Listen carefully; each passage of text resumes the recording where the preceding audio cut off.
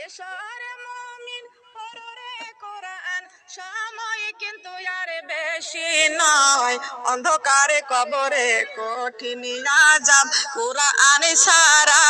উপায় নাই সুবহানাল্লাহ লা ইলাহা এটা কি সমস্যা হয়েছে সেট হচ্ছে না সুবহানাল্লাহ ও মাগো নামাজি রোজা ছাড়িও না মাগো আল্লাহর কোরআন ভুলিও না মাগো নামাজি রোজা ছাড়িও না মাগো আল্লাহর কোরআন ভুলিও না এই কোরআন ভুলে কবরে গেলে মাগো কবরে শান্তি পাইব না সুবহানাল্লাহ আলহামদুলিল্লাহ সুবহানাল্লাহ